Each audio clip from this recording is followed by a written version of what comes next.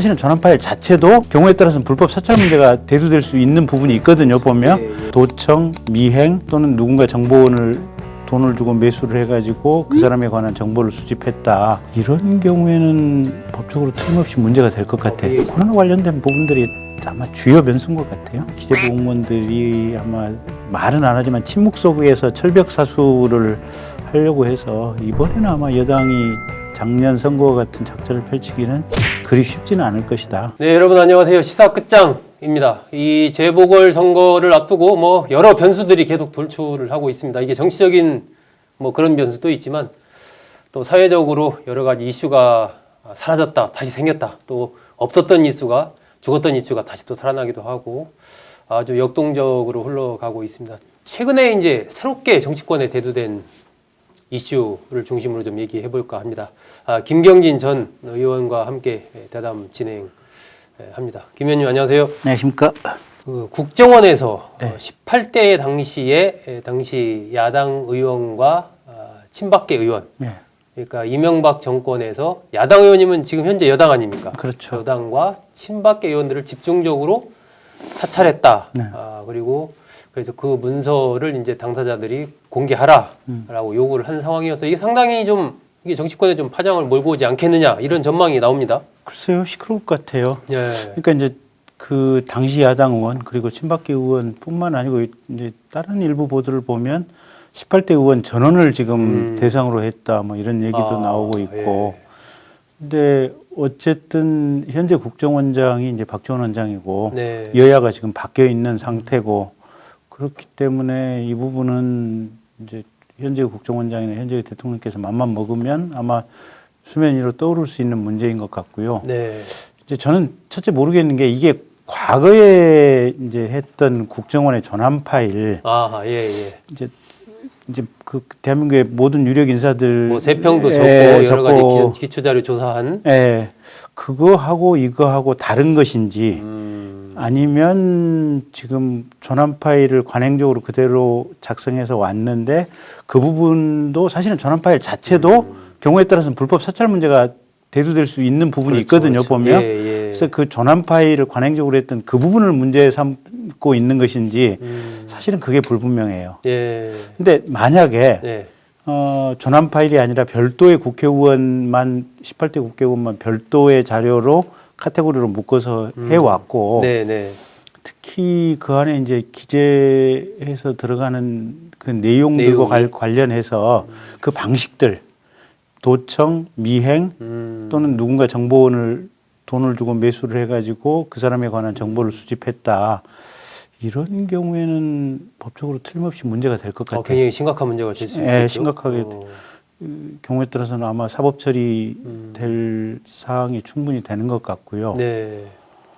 만약에 전환 파일이었다고 하더라도 역시 마찬가지로 그런 방식으로 해왔다면 똑같이 사법 처리 대상이 되는 건 맞는데 그럼에도 불구하고 과거부터 꾸준히 해왔기 때문에 이제 어떻게 보면 불법적인 관행이 이제 정권을 연속해서 그냥 이어져 온 것이다라고 했을 때는 불법이긴 하되 이제 첫 가벌성은 조금 떨어지는 부분이 아닌가. 일종의 관행적인 측면에서 그런 부분이 있어서 이제 어느 것인지, 그러니까 MB 때 별도로 정말 이렇게 했는 것인지, 특히 이 여당 내의 친박계 야당 인사만 집중적으로 했는지, 그다음에 그 안에 기재 내용 들어간 정보의 수집 방식이 어떤 것이었는지 그런 부분을 좀 명확히 해야 될 필요성이 하나가 있다라는 거고.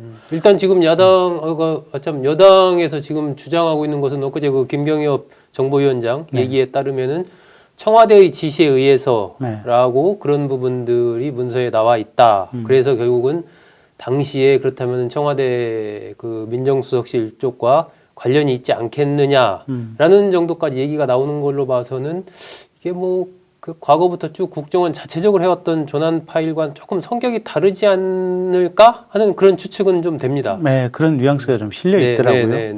두 번째는 이제 김대중 정부나 노무현 정부에서는 전환 파일 문제를 어떻게 했는지. 그러니까 이제 그때도 국내 정치 정보는 수집을 않겠다고 분명히 얘기는 했었는데 실제로 국정원에서 수집을 했는지 안 했는지 네. 그 부분도 좀 명확히 봐야 될 것 같아요. 그래서 네. 만약에 김대중 정부 때나 또는 노무현 정부 때 분명히 이제 국내 정치 인사에 대한 조난 파일을 끊었다면 이미 한번 정리되고 끊었던 문제를 다시 지금 MB 정권 위해서 때 되살려냈다면 이거는 사실은 가벌성이 명백한 거죠 보면. 예. 그것이 설사 조난 파일 성격이 있다 하더라도 성격은 비슷하게 일종의 좀 사찰 비슷한 성격이 될 수 있다는 거죠. 그렇죠. 그러니까 그 전 정부에서는 이게 끊었으니까. 불법이다 하고 우리는 불법을 안 한다고 끊었는데 다시 지금 불법적 관행을 되살려낸 거 아니겠어요 보면. 그래서 그 부분을 좀 명확히 봐야 되지 않나 싶고요. 근데 이제 이제 조금 다른 얘기긴 한데 이제 지금 문재인 대통령 들어와서는 이게 강요들이라든지 국회 인사청문 대상이라든지 이제 청와대 인사검증 대상들 기초 자료를 사실은 이 경찰 정보 라인을 통해서 수집을 해서 이제 분석을 한다 그러더라고요. 네, 그렇게 예, 그렇게 이제 돌아가는데 그게 과거에 이제 국정원과 경찰이 각각 별도로 할 때에 비해서는 훨씬 정확도가 좀 떨어진다라고 하는 얘기들이 좀 있어요. 그러면서 문재인 정부에서 계속해서 청문회에서 속된 말로 품질이 안 좋은 후보자들이 문제가 계속 이제 돌출하는 이유가 그런 얘기도 있는데 그러면 국정원이 이 정보를 수집하는 것이 좀 문제라고 한다면 경찰 이외의 또 다른 기관에게 차라리 어떤 인사검증과 관련된 뭔가 역할을 공식적인 역할을 좀 부여하고 이거 법제화를 해야 돼요. 법제화를 해야 돼요. 좀 제대로 해야죠. 품평이나 세평 같은 것들을 해서 평가할 수 있는 그런 인사와 관련된 시스템. 말 그대로 지금 청와대 인사수석실에 뭐 직원이 몇 명이나 있는데요. 뭐 엄청 힘에 그죠 붙이겠죠. 할 수가 없는 문제 아니겠어요 보면. 그러면 그 체계적으로 이걸 할 수 있는 어떤 인사정보 조사를 하는 이런 기구가 필요하지 않을까 싶어요 보면. 그래서 국정원 조난 파일은 불법이긴 한데 뭔가 그 기능이 과거에도 일정 정도는 순기능을 하는 부분들이 있었기 때문에 아마 관행적으로 긴 세월을 왔을 거고 그렇다고 한다면 지금 어떤 의미에서는 그 기능을 좀 해줄 만한 제도화가 필요하다 이런 생각입니다. 야당에서는 어쨌든 이게 지금 4월 7일 선거 앞두고 이 이명박 정권과 관련된 부분이기 때문에 어떤 정치적인 맥락이 있는 거 아니냐 또 국민의힘은 이렇게 지금 주장을 하고 있거든요. 그런 주장에 대해서는 어떻게 생각하세요? 그럴 수도 있죠. 그럴 수도 있는데 근데 제가 볼 때는 이 이슈는 크게 그렇게 어떤 폭발력이 있는 이슈는 아닌 것 같아요. 그 정도까지는 안 갈 거다. 왜냐하면 이미 이명박 박근혜 두 분이 뭐 징역 한 20년 가까이씩 받았지 않습니까? 이미 살고 있는 상황이고. 살고 있는 상황들이고 다 지금 어떻게 보면 청산 정리가 됐었기 때문에 이 부분은 남아 있다고 하더라도 그 징역간 상황에 비하면 이게 소소한 상황들이기 때문에 크게 무슨 선거 직전에 이슈가 될 만한 상황은 아닌 것 아닌가 그렇게 봅니다. 정치적인 파괴력이 그렇게 크지는 않을 것이다. 이명박 정권 청와대가 이 부분에 직접 관련됐다는 부분이 나오게 되면 특히 지금 뭐 이 부산의 박형준 후보 같은 경우 굉장히 민감하게 이 사안을 보고 있지 않습니까?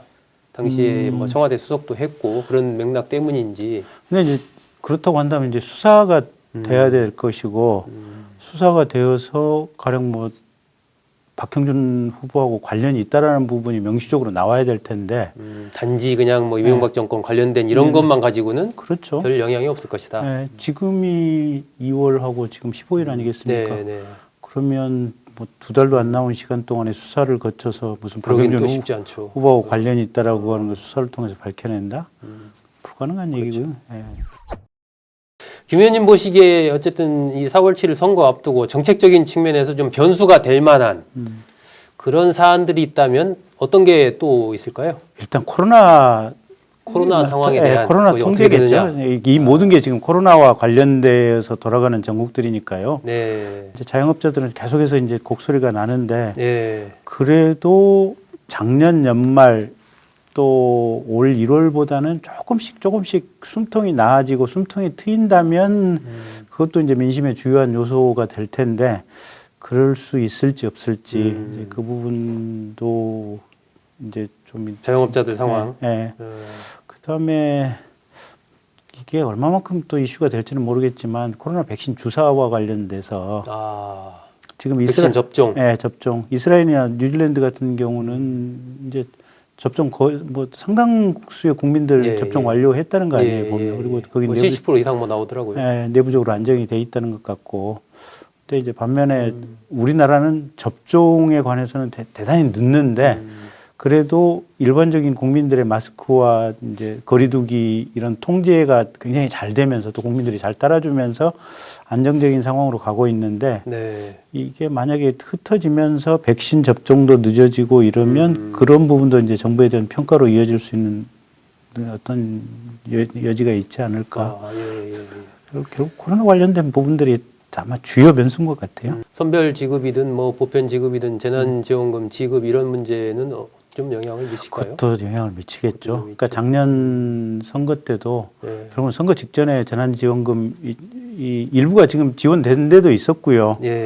또 그때 신청을 한참 받았잖아요, 보면. 그래서 그게 민심에 어떻게 보면 이렇게 비슷비슷한 데는 결정적인 민심에 영향을 미쳤던 거거든요. 그래서 이번에도 제가 볼 때는 여당 쪽에서는 비슷한 작전을 아마 다시 하려고 분명히 최선을 다해서 아마 그 상황하고 맞추려고 할 텐데 문제는 공무원들이 기재부에서 이제 절대 안 된다고 이제 하는 이런 상황들이니까 그게 어떻게 될 것인지 또 좀 봐야 될 것 같아요. 근데 지난번에 얼핏 나왔던 대로 자영업자에 대한 보상금들 아예 법제화를 하겠다. 그다음에 일본 같은 경우는 지금 한 달에 뭐 몇백만 원씩, 200~300만 원씩 준다는 거 아니겠습니까? 자영업자들에게. 우리도 아마 자영업자들 그 손실 보상 이런 쪽은 좀 빠르게 가지 않을까요? 근데 그게 기재부 쪽에서 인재 용역을 발주해서 그러니까 지금 현재 부총리가 부총리 재임 중에 국가 부채가 한 200조 이상이 늘어났대요. 그러니까 단일 총리 재임 기간의 부채 확장으로는 역사 이래 최고라는 거거든요. 그리고 전체적으로 보면 문재인 정부 들어와서 4년 동안에 GDP 대비 부채 비율이 40%에서 45점 몇 %까지 늘었거든요.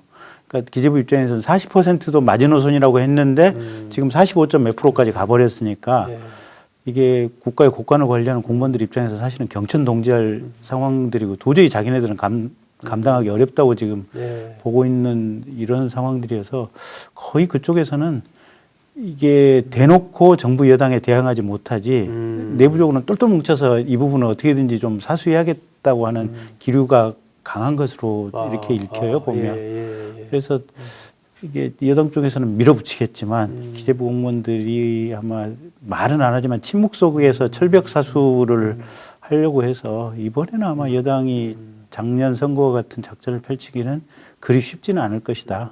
이렇게 보입니다. 보궐선거를 앞두고 또 지금 막 이제 이슈화가 되고 있는 이 국정원 이명박 정권 당시의 사찰 의혹부터 백신 문제, 재난지원금 문제 등등등 한 5가지 정도 김경진 전 의원이 꼽은 4.7 보궐선거 전후에 어떤 변수가 될 만한 정책적인 사안들에 대해서 한번 얘기 들어봤습니다.